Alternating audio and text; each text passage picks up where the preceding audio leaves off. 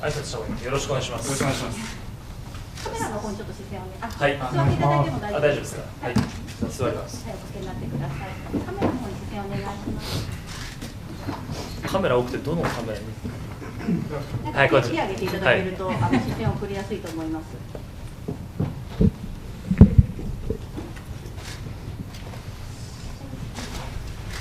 はい。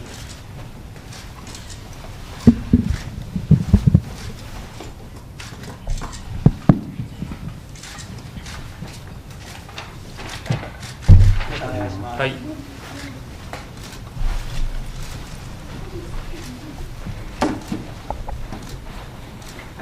はい。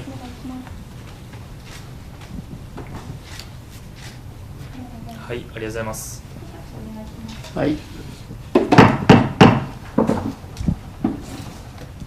Good morning. Welcome to the FCCJ. I'm your moderator, Andy Sharp. A few months ago, my kids were watching YouTube, watching some YouTubers playing video games and talking.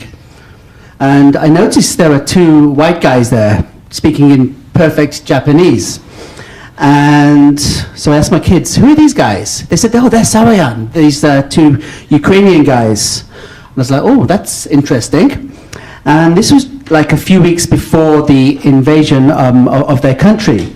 And then I watched a little bit more of these YouTube shows, and they were talking about, you know, events back home, what was going on, the situation there, and their families. All this while playing Mario Kart. So the two people, these two well-known YouTubers are Sawa and Jan Tokachov. Sawa, the elder brother, he was a professional basketball player here. He came to Japan with his family, with his parents, aged 4. And Jan, who's 20, has lived his whole life in Japan. So as I said, they're known as Sawayan. They have two YouTube channels, Sawayan Channel and Sawayan Games, both with roughly around 1 million subscribers. Maybe they're the two best known siblings from Ukraine after the Klitschko brothers. They've used this platform to raise awareness of the situation in Ukraine for young Japanese, and have also used the platform to ask people to donate and give some money to support their country through the Ukrainian embassy. So just a reminder, please keep your phones switched off during the press conference. We'll have a short speech from Jan, and if I can remind you to keep your masks on as well whilst during the press conference, but you can take it off to speak. So without further ado, Jan will give a short introduction. お願いします。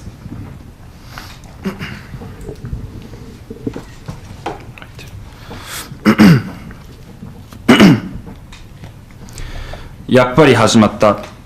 その瞬間、僕の頭の中は真っ白になった。2022年2月22日、キエフにいる父親からその一言だけが書かれたメールが届いた。それはロシアのウクライナに対する軍事侵攻開始を意味するものだった。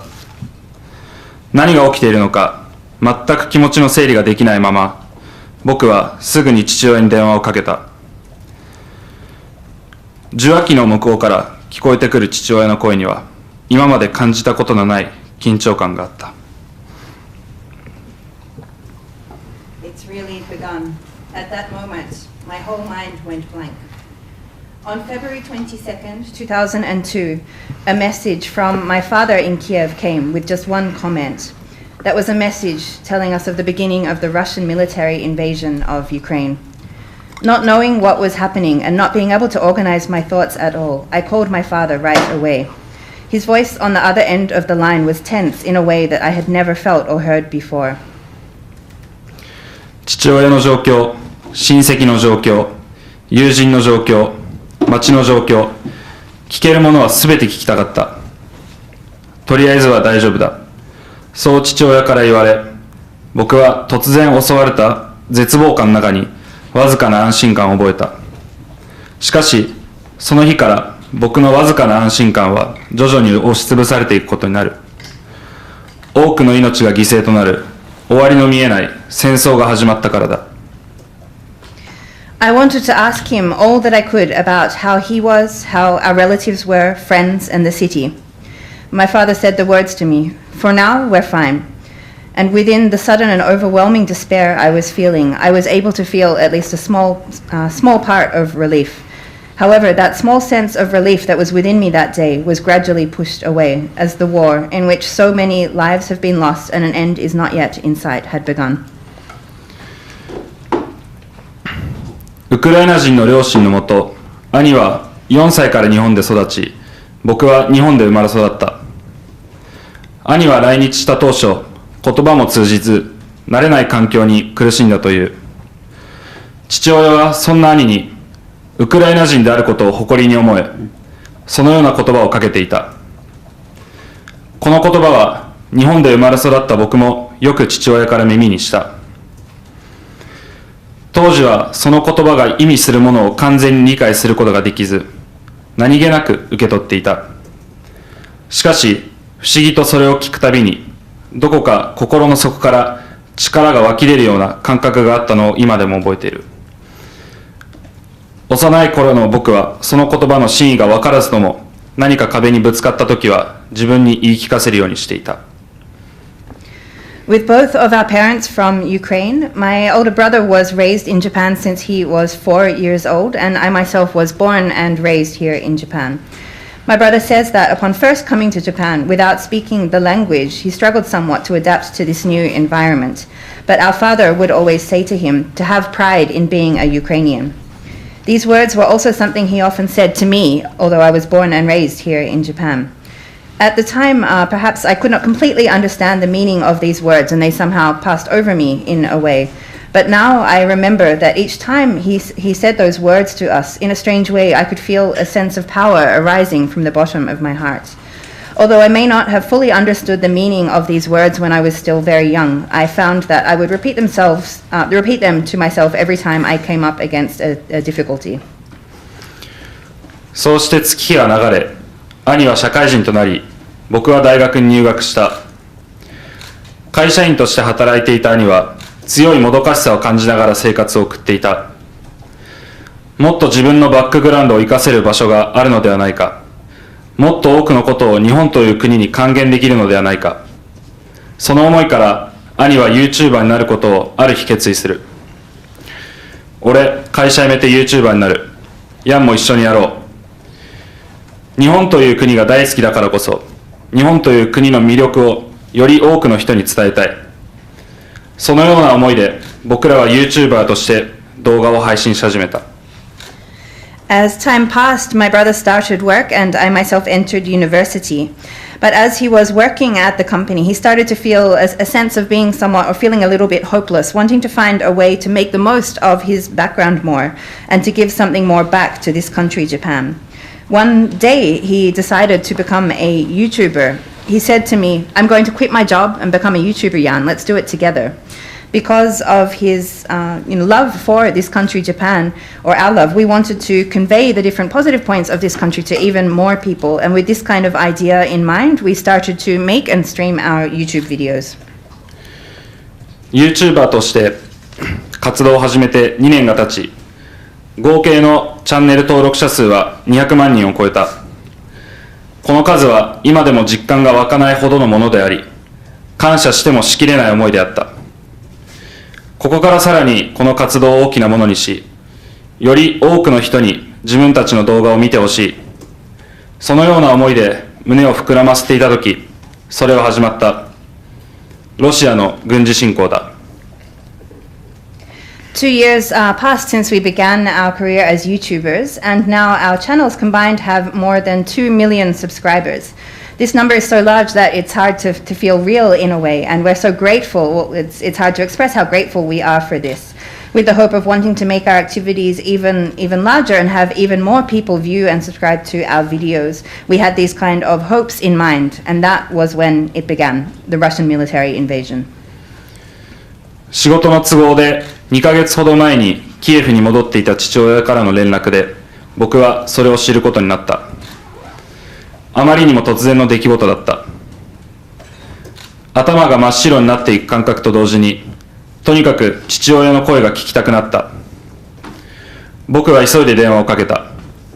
父親はすぐに電話に出た。父親の声が聞こえる。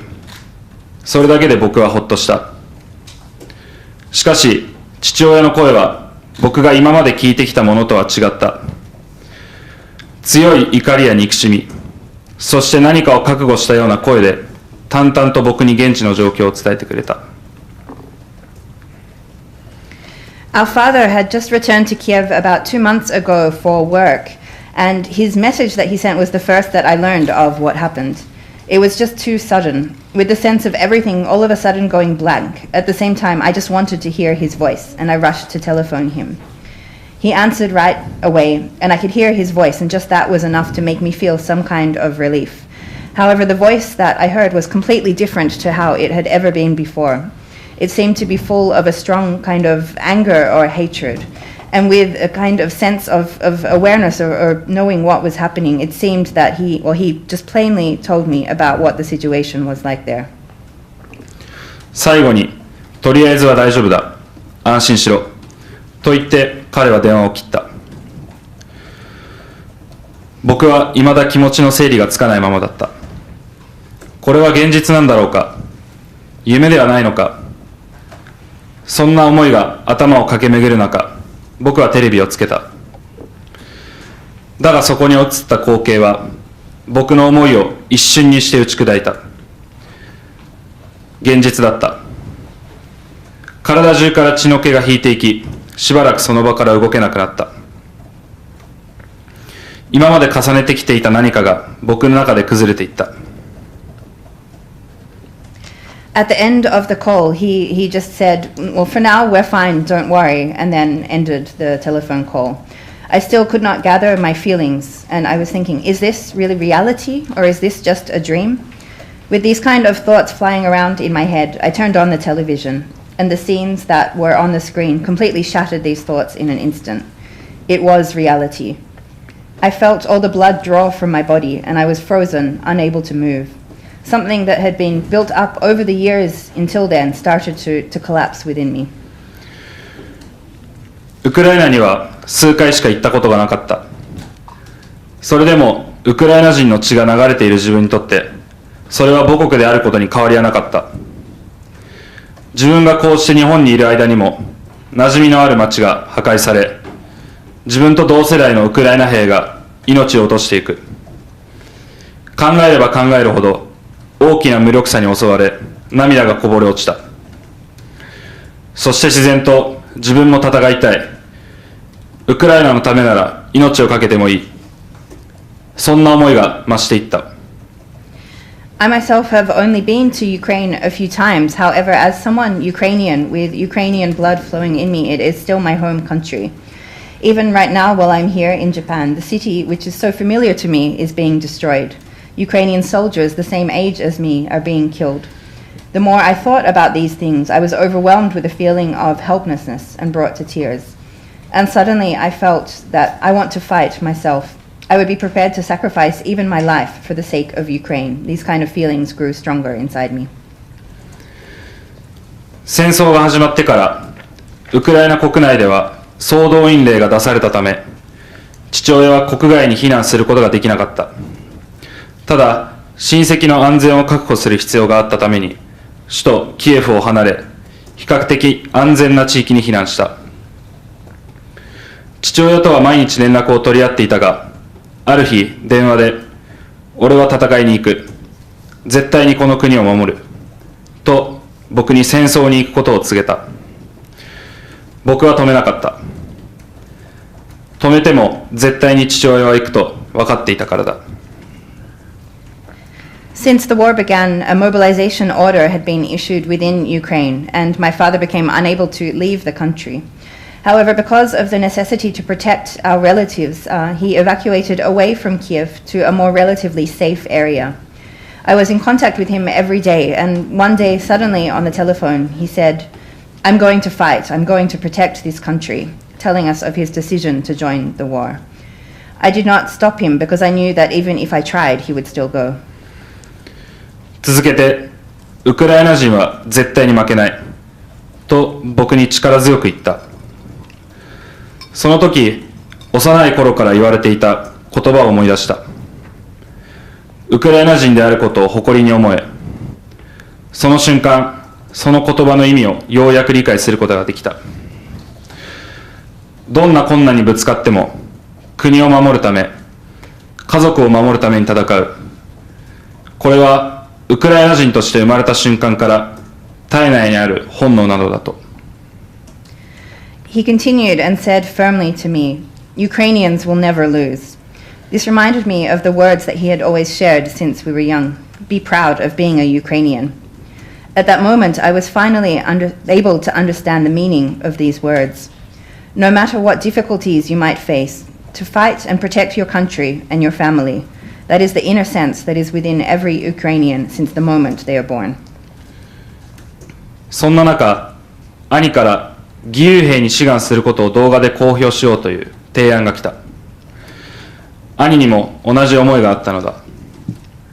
僕らはすぐに動画を撮り、公開した。動画は大きな反響を呼んだ。戦争に行く決意をしたのは勇敢だ。戦争には絶対行かない方がいい。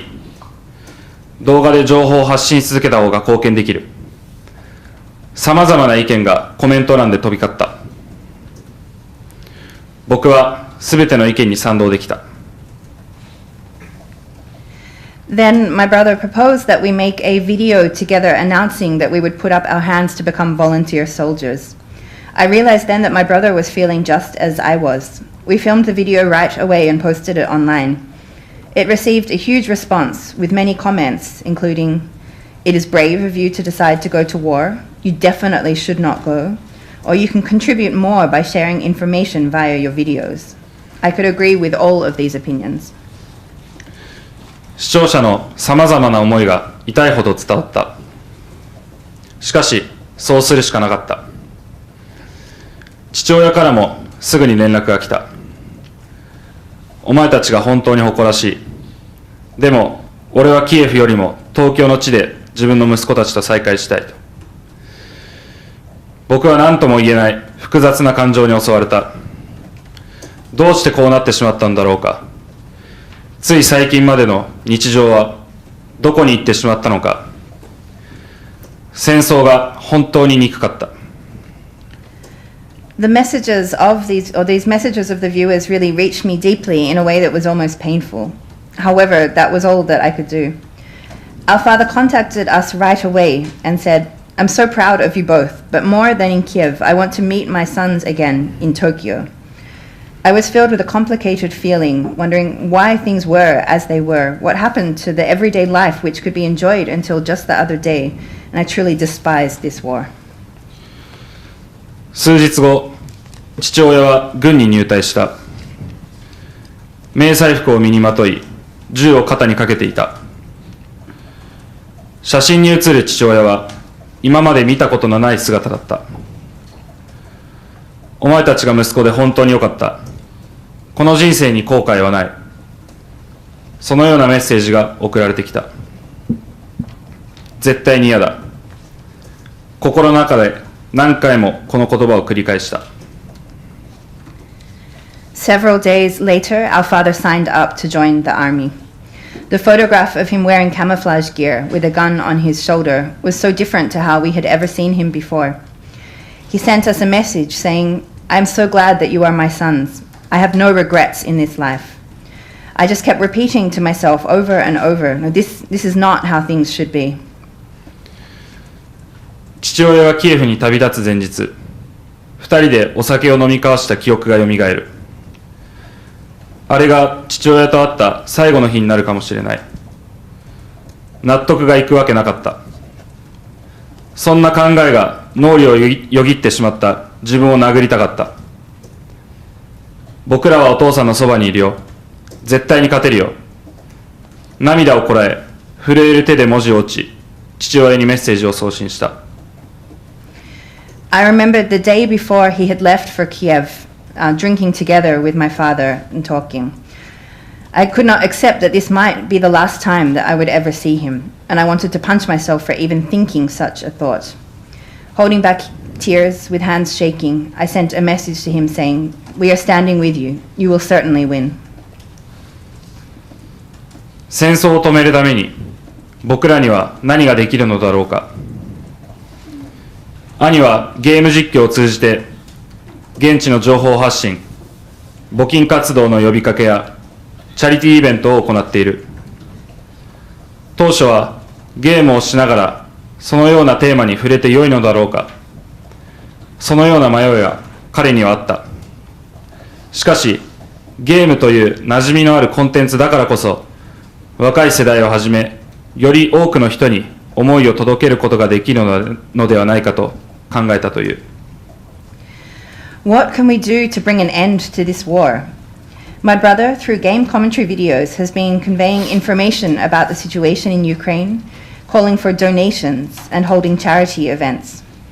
At first, he was somewhat conflicted about whether it is really all right to talk about such issues while playing games.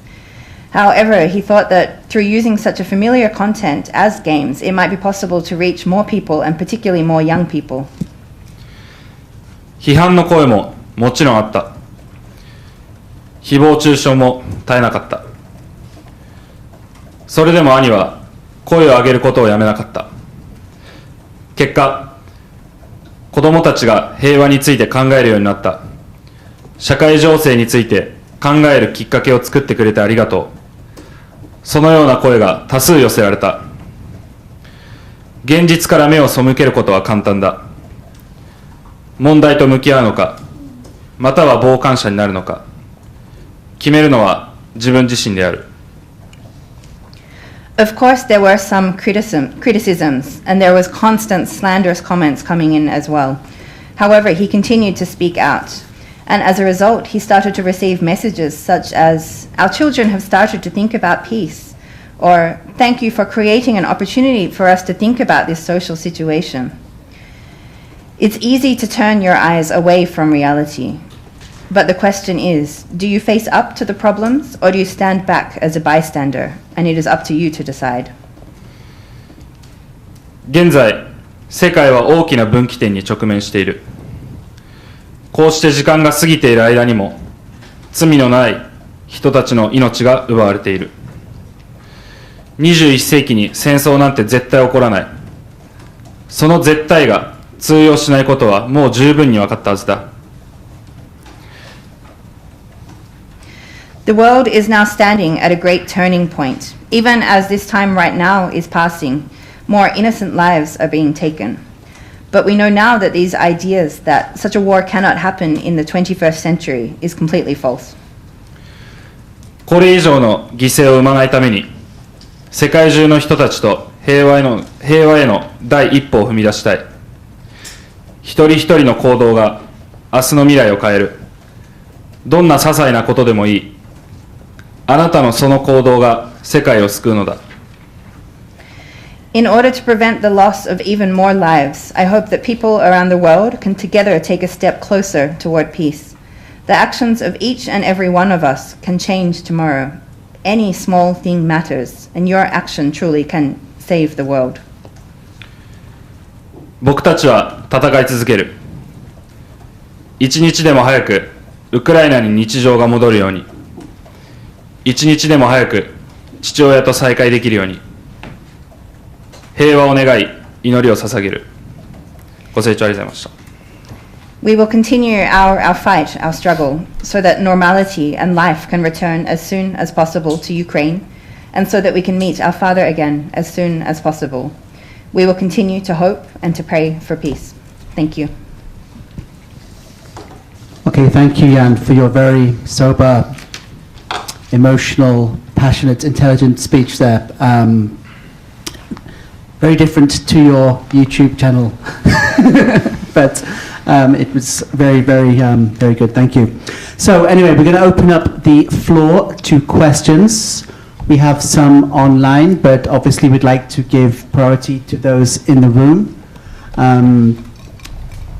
Anyone have a question for the two guys? Yep, sure. Yes, please come here, yeah. And give your name and affiliation. Yeah. Hi, I'm Katie Forster from Agence France Presse. I have two questions. One is whether you could maybe describe kind of your background a bit more. Why did your family come to Japan? And when you started making YouTube videos, what's the kind of age of your viewers? Who are your viewers? And then secondly, I wonder if you could speak a bit about how kind of YouTube and other non-mainstream media, how you think that's helping these viewers kind of access the news, and what's different about what you're doing compared to how they might access information about Ukraine. Thanks. はい、では通訳いたします。アジェンスフランスプレスのケイティ・フォスターと申します。2点ほど質問があります。まず1つ目の方が、お二人の背景についてもう少しご説明いただければと思います。ご家族は、最初どういったきっかけで日本に来日されたのか、そしてYouTube を、開始したとき、そして今も視聴者の、どのような方が見ているのか、大体どれぐらいの、年齢の方がその動画を見ているのかというのが1点目。そして2点目の方が、YouTube というツールを使われているんですけれども、従来のメインストリームメディアとはどういう点が違うのか、どういうふうに視聴者はその YouTube という、メディアを通して他で、アクセスができない情報などにどういうふうに、YouTube の特徴といいますか、その違う点についてぜひコメントお願いします。質問に対してちょっと兄の澤からご回答させていただきたいと思います。まず1点目、僕らが、日本に来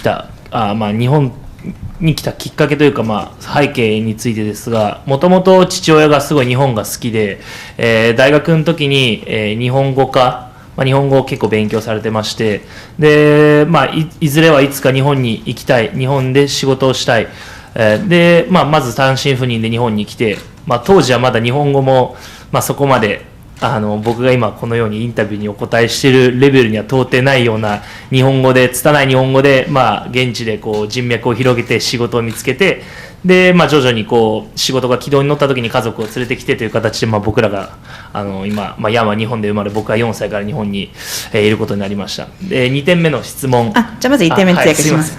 So first of all, my name is Sawa. As the older brother, I'd like to respond to the question. The background or the reason that we came here to Japan, our father actually, originally he was quite a fan of Japan. He very much liked Japan and Japanese culture. He studied Japanese language at university and had the hope of one day working or living in Japan.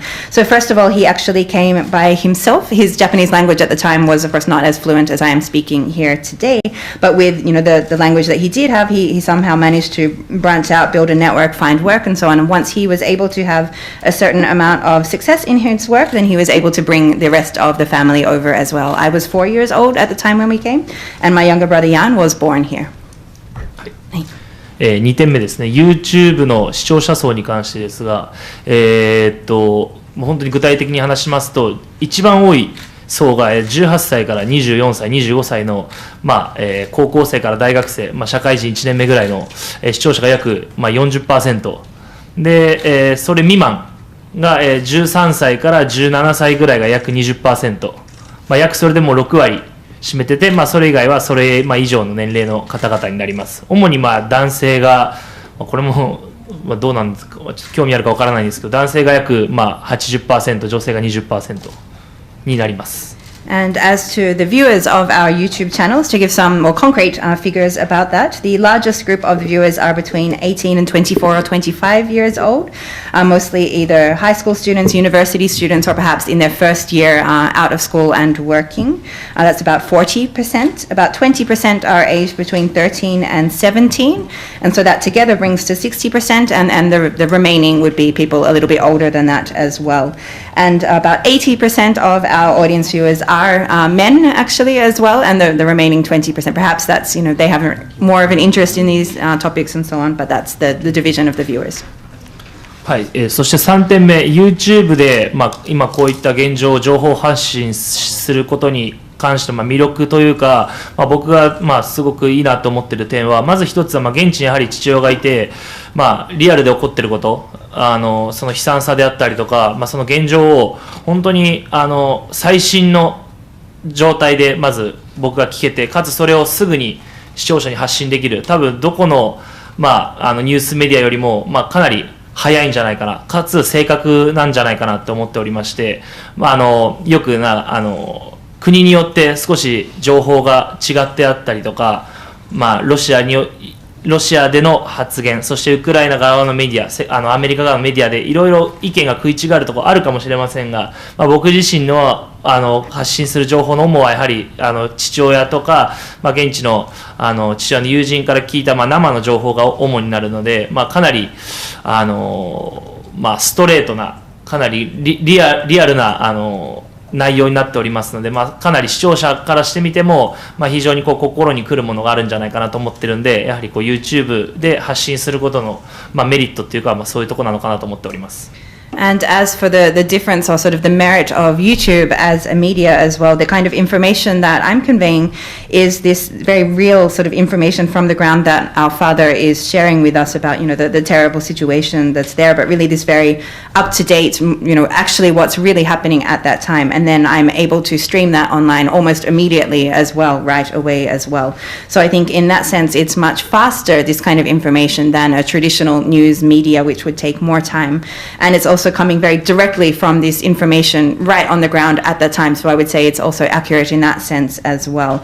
Of course, when it comes to the bigger, information, each different country would have their own statements. What's being said in the news or in Russia is different to in Ukraine, in the United States, and so on. There are differences in opinions and in positions and so on.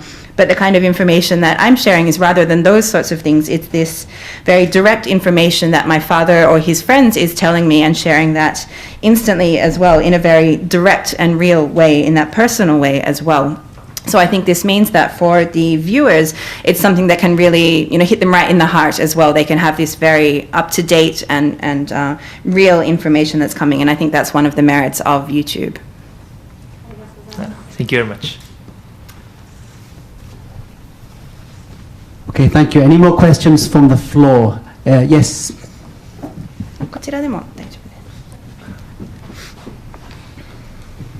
お世話になります。ネットメディア J キャストニュース編集部の滝川と思います。お二人に質問が2つあります。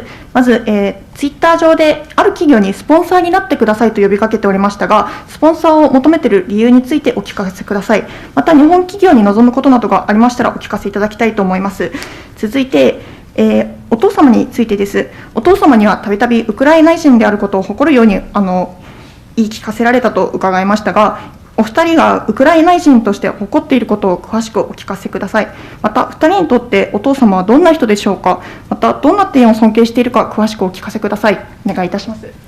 To briefly translate into English from GCAS News, I have two questions for both of you. First of all, you made a post on Twitter calling for a particular company to sponsor you. I would like to ask if you have any particular reason or for requesting this sponsorship, and also if you have anything that you would like to call upon Japanese corporations to do.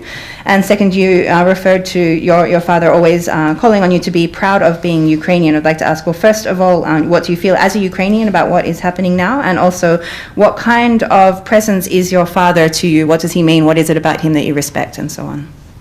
はい、ご質問ありがとうございます。おそらくスポンサーの件に関しては今回のこの、話にあまり関係のないことなのかなと思ってます。多分おそらく、昨日か一昨日ぐらいの DNA さんのツイートですよね。野球選手がかなり僕たちの YouTube での挨拶を発信してくださってたので、より密に何かお互い寄り添って面白いことができないかなという意味合いでああいうツイートをさせていただきました。2点目、So first of all, in regards to the first question, I don't think it's directly so much related to the actual current situation or the issue of Ukraine that I've been talking about, but it was perhaps yesterday or so when we had the post about DNA.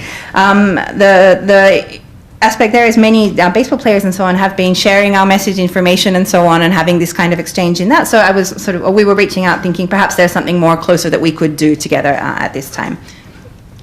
2点目、ウクライナ人として、誇りに思っていること、のことなんですけれども、現状やはりまた世界中の皆様が見て分かる通り、ウクライナの、国民が、何も恐怖もいろいろある中で、母国を守るために、僕らと同世代の人たちから僕らの父親世代の人たちまでがこう戦場の第一線に立って、武器を持って母国を守っているその姿にまずものすごいこう誇りに思うのはもう当然のことですし、それが一番強いっていうのと、あとはそのなんていうんですかね、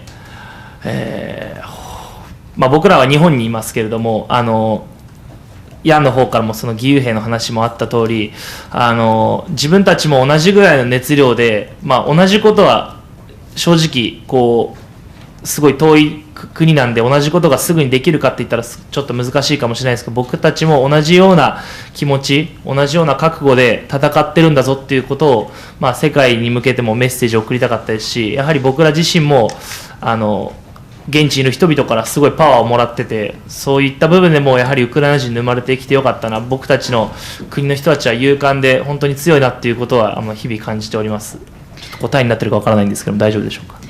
And as for the second question about what we are, proud of as a Ukrainian, of course, as the world or people around the world are seeing in this current situation, despite, of course, great fear about what is happening at the moment, the people of Ukraine, including people of the same generation of us, of our father's generation, are really now, on the front. They're protecting our country at the moment, doing all that they can, and that is something which have a deep pride when seeing this. And that I think is the strongest fact as well, seeing them really on the front lines protecting the country. The second point, of course, we are, of course, now here in Japan, and Jan was talking about, signing up as volunteer soldier and so on as well. But having this, we wanted somehow to convey that even though we may be far away, having this same passion and sharing this message to the world as well, that we are receiving such a great amount of energy or power from hearing from people on the ground in Ukraine as well, and just seeing how brave and strong they are is something that we're very proud of.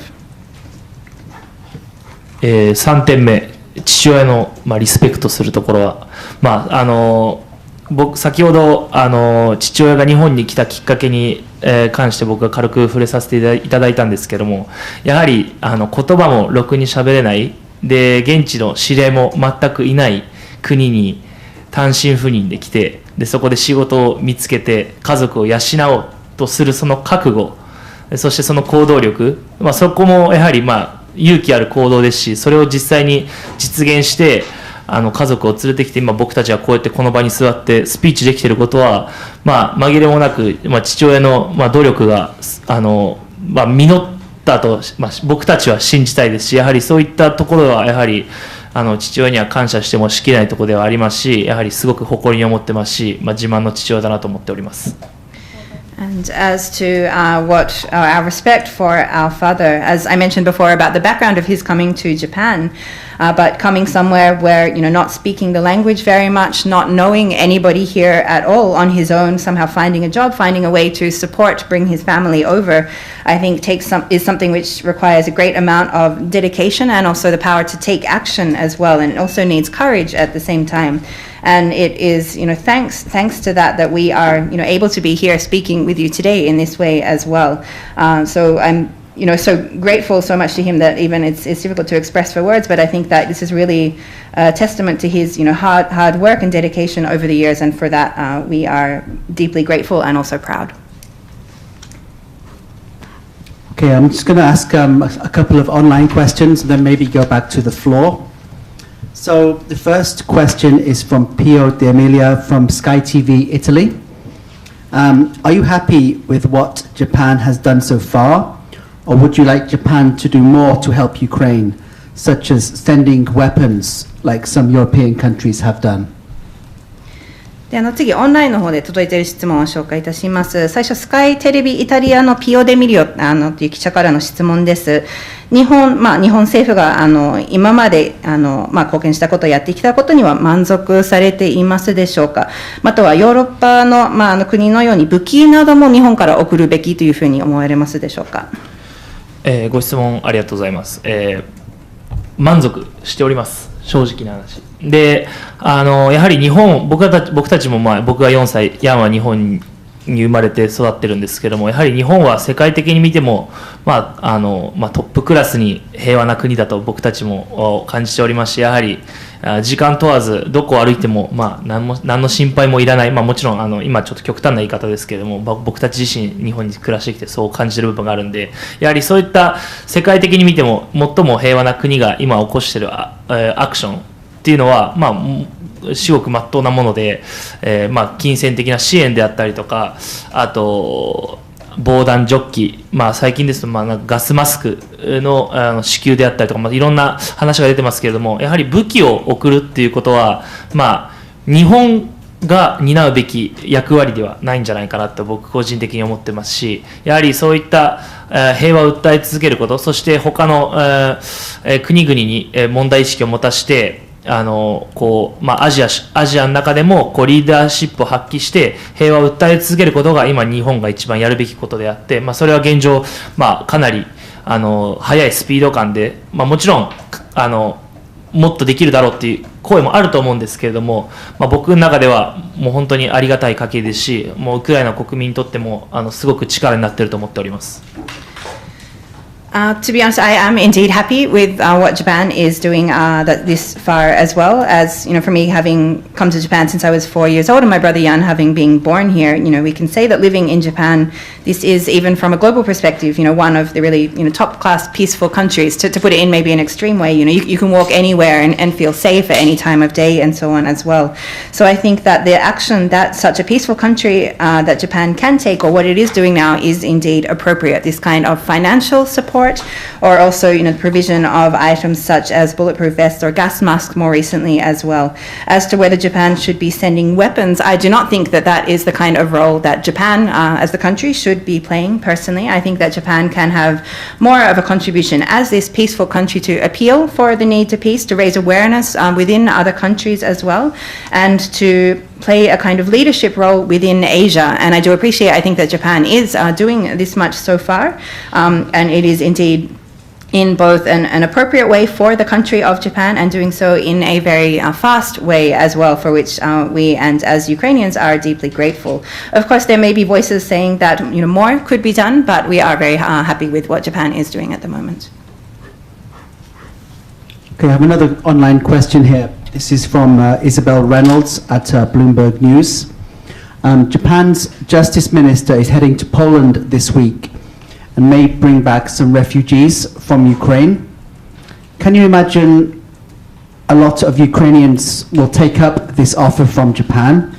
And what difficulties may they face living in Japan?次ブルームバーグのイザベル・レノッズ記者からの質問です。今週日本の法務大臣がポーランドの方を訪問して、ウクライナの難民、避難者をまた日本に連れてこられるかもしれないということが報道されています。そのような、日本に行くというオファーを、受け入れるウクライナ人は、たくさんいるというふうに、想像としては考えられますか。またはそのようなウクライナの避難者の方が日本に来られた場合にどのような、課題ですとか難しさに直面されるのでしょうか。はい、質問ありがとうございます。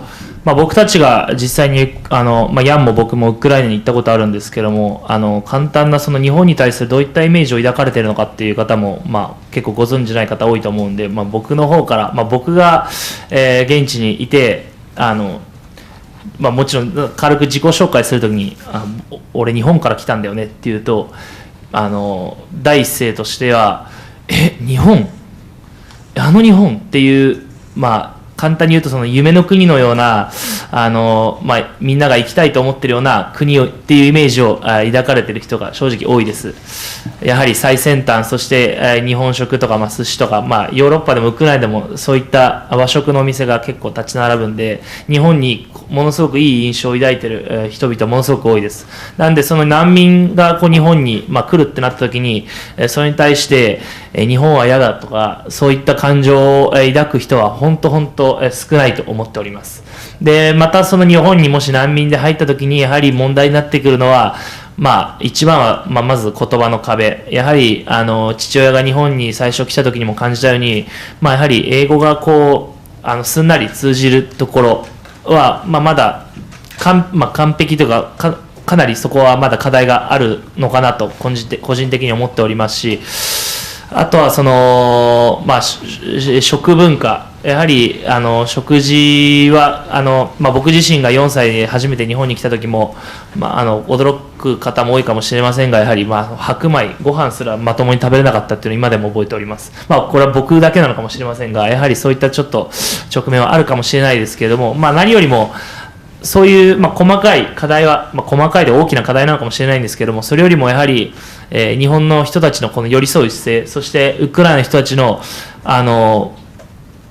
一生懸命なところは今でも世界的に見ても皆様も感じるところあると思うんで、そういったお互いの寄り添う姿勢は、そういった課題を、どんな形であれ結構すぐ解決してくれると思ってるんで、ちょっとまず答えがずれてしまったんですけども、課題はありますけれども、難民が日本に来られた場合、僕たちもできることを一生懸命やっていきたいと思います。And for both Jan and myself, we have, of course, been to Ukraine on many occasions, and on this time, well, I'd like to share a little bit about what the general image of Japan that people in Ukraine have, because that's perhaps something that not so many people here are aware of. So for me, when I go there, whenever I'm, introducing myself and saying, I'm come from Japan, I live in Japan, they always say first, well, oh, Japan? That Japan? It's almost like it's a kind of dream country to a lot of people as well. It's a place that everybody wants to visit, and, it has this image of, being very high-tech, Japanese food, sushi, there's many Japanese restaurants in Ukraine. So there's, on the whole, a very positive impression, I think, that most Ukrainians have of Japan. So as to whether if there was an opportunity to come to Japan, I think for most refugees, or there would be very few who would have sort of a negative impression or would want to say, oh, no, that's, we wouldn't want to go there. I don't think that would be many people. But as to, of course, the different difficulties that they might face on coming to Japan, the primary one would be, of course, the language barrier. When I think about when our father came here as well, not speaking Japanese fluently yet as well, and Japan is still a country where English, well, there are still many challenges, even in, English being understood and conveyed in many places as well. So I think that language would, of course, be the greatest challenge for people. The second also would be, the food, the different things which are eaten here and so on. It might be surprising now, but for me, even when I came at 4 years old, I couldn't eat white rice at all. It was, maybe that's just me personally, but these different, getting used to the different foods and so on would, of course, also be a challenge for people coming as well. So there are these many, detailed, or I'm not sure if I should call them small or big challenges as well, but more than that, or greater than that, the sort of empathy of Japanese people in being able to, feel for people, to work with them as well. And of course, people around the world are seeing the, the dedication or the spirits of the Ukrainian people at the moment as well. So I think that with the spirits of both of those people, they would be able to, cooperate in a way to overcome any of these kinds of challenges that may be faced as well. Of course, there would be difficulties, but these can indeed be resolved through the cooperation of the Japanese and Ukrainian people, I believe. And we also would, of course, want to do anything at all that we could to support such people as well. Thank you. Any more questions from the floor? You can ask in, yeah.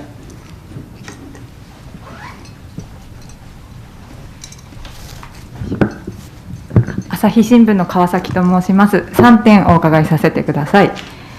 まず寄付についてなんですが、ウクライナ大使館、在日ウクライナ大使館に集めたお金を寄付されていたと聞いたんですが、どのようにお金を集めて、これまでにどれぐらいの金額を寄付されたか教えてください。で、あともう1点が、2月の22日にお父さんからやっぱり始まったというメッセージが来たとおっしゃっていたんですが、実際その侵攻が始まったのって24日だと思うんですが、その22日にお父様は何を見てそう始まったと思ったのかを教えてください。で、最後に義勇兵の志願についてなんですけど、その志願をしますと言ってからその日本人の若者からどんな反応があったかというのと、その感想についてどう思ったかについて教えてください。My name is Kawasaki of the Asahi Shimbun. I have 3 questions. The first is about the donations. We understand that you have been raising money to be donated to the Embassy of Ukraine here in Japan. We'd like to ask what method and about how much has been raised. The second is, Jan mentioned in his speech, the first time you realized that this had begun was a message from your father on the 22nd of February, but it said that the declaration of the invasion began on the 24th. So what was it that he saw or experienced on the 22nd that really showed that this was indeed beginning? And the third, I would like to ask, after you're making a statement that you would volunteer as soldiers, what kind of response did you have from young Japanese people, and what is your comment about that? はい、ご質問ありがとうございます。まず1点目、寄付に関してなんですけれども、いろんな、まずもともとは、一番最初に僕たちが寄付したのが、おそらくアンカーのやつだよね。日本の、貧困で苦しんでいる子どもたちに、50万円、そしての UNHCR の団体に50万円、そこ100万円を当時からもうなんかそういう動きがもう徐々に見え始めた時からまず、もうすぐさまに僕たちができることなんだろうという思いでまず、総額100万円ほど寄付させていただきました。で最近ですと僕今スーツ着てネクタイ着て真面目に質疑応答に答えているので普段はゲーム実況で楽しくゲームしているものなんですけれどもそのマリオカートというゲームを通じて自分に何かできることはないのかなっていうことでいろいろ考えた中で生配信を一度やったことがございましてその時にYouTube で投げ銭機能というものがございましてその生配信を見ている視聴者がお金を投げてくれる機能がございましてそちらの機能を使ってチャリティー生配信という形で僕が楽しくゲームをしながら僕の視聴者と一つになって戦争をやめようということを訴えるゲームを通して戦争反対の意思を発信するという配信を行ったところ約3時間で360万円ほど集まりましてでその全額をウクライナ大使館の方に寄付させていただきました。でまたあと今3日前ほど前かなそうか通訳さん大丈夫ですか僕今全部答えちゃってますけどごめんなさい。とりあえず大丈夫です。はい3日ほど前に僕たちが主催するゲームの大会がございましてそちらの方で、オリジナルパーカーを、販売させていただきましてそちらの売り上げも利益もすべて寄付させていただく予定です。まだちょっと集計中なので具体的にいくらになるか分かりませんが、結構な額になると思っているのでそちらも全額寄付、させていただく予定でございます。So first of all, in regards to the donations from the very beginning, first of all, we had two different sort of donation drives, and we raised 500,000 yen for an organization which supports disadvantaged children, and also 500,000 yen for the UNHCR at the very beginning. So that was a total of 1 million yen as this first step. And today I'm here speaking to you, with a serious, wearing a suit and so on. But usually on YouTube, of course, I'm, playing video games, having fun, in this kind of way. So usually playing Mario Kart, I started to think, well, what is it that we can do using this as a tool to raise money as well? And on YouTube, there is a function for during live streamings, the viewers can make a donation directly, as a function as part of within that YouTube as well. So we decided to have a live sort of gaming, live Mario Kart show as well, and using that as a function for charity, and together with the viewers, playing the game together and sending this message of no war. And within 3 hours of that live charity show, we were able to raise 3.6 million Japanese yen, and this was donated in full to the Embassy of Ukraine here in Japan. And just around 3 days ago, we also organized a gaming event that we organized as well. And as part of that, we sold some original hoodies, and all of the funds from this will also be donated as well. We're still in the process of calculating how much was actually raised, so I don't have the figures now, but that will also all be donated. そして3つ目の質問ですね、義勇兵に関して、動画を上げたときにですね、ヤンのスピーチにもあったようにいろんな声が届いた中で、若者からは僕たちの中で驚きだったのが、結構長文でものすごく、真面目な、メッセージが多数いただいてその中に多かったのが、僕たちも一緒に行くと、サワヤンと一緒に、僕たちも行くと、僕今中学3年生ですというその本当に僕たちのメッセージとかを心で聞いてくれてるような中学生高校生がものすごく多くて、正直それを聞いて複雑でしたね。嬉しい気持ちもありますけれども、自分がこう動画でメッセージを発信することによってこう戦いたいという、良くも悪くも戦いたいという気持ちを子どもたちの中で芽生えさせてしまっているのは、果たしていいことなのか悪いことなのかっていうのは、現状僕もはっきりということはできないんですけれども、少なからずこう今世界中で起きていることに対して問題意識を持ってくれていることにはそれは間違いないなということで、僕の中ではそこはすごく意味のあることだと思ってますし、これからもそういう問題意識、何かを変えたい、もちろん、実際に戦場に行って戦うことが全てではないとも思ってますし、やはりこう第三者としてできることというのは、何か必ず一つあるだろうし、それに対してこう考えることになるきっかけ、考えることをするきっかけにはなったのかなと思っております。